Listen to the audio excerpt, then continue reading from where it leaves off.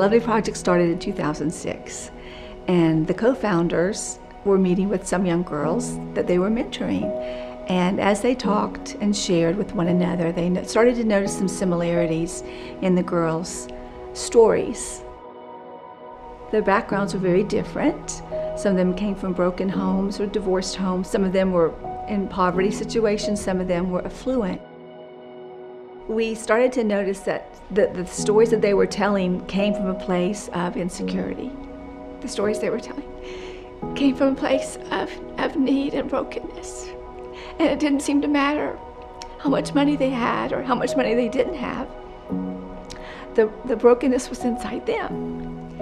And so as the mentors would work with these girls, we started noticing pillars that we wanted to place. We started to just decide things that we could put in place in these girls' lives that would help them have a firm foundation, that would start to begin to allow them to make choices that would bring healing to their life. I look at government as we kind of set the framework. Without the help of the private sector and the nonprofit sector, a lot of these things would just slip through the cracks. As tough as it can be, there's always a glimmer of hope. There's always the chance, the opportunity for you to make a better life for yourself. My parents always said, if you need to be proud of what you're doing, and if you're not proud of what you're doing, then obviously you shouldn't be doing it.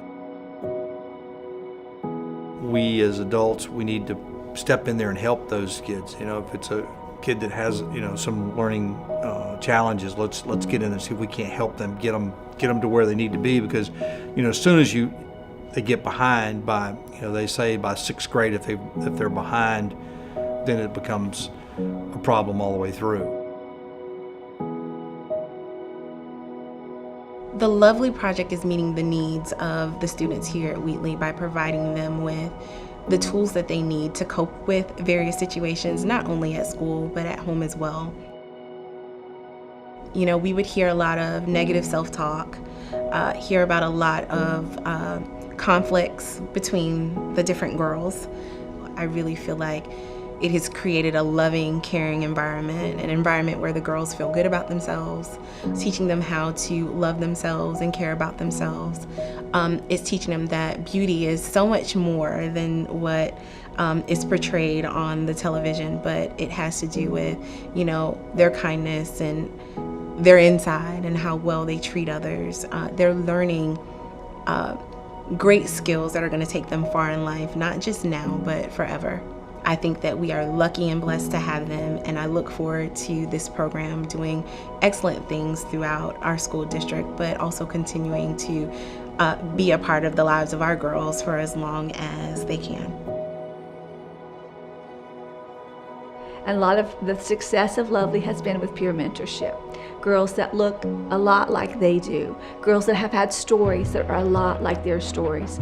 And as they share their story, as they say, this is what I came from, this is what I overcame, this is what I'm going to do to fix that, we see that girls are getting set free. They're getting set free in their emotions, and they're getting set free in their ability to make good choices.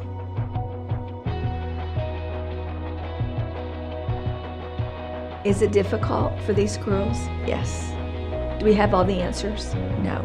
But we are part of the solution. And so we do this week after week, and it is our joy and our pleasure to do this, because this is our city and we want to see it change.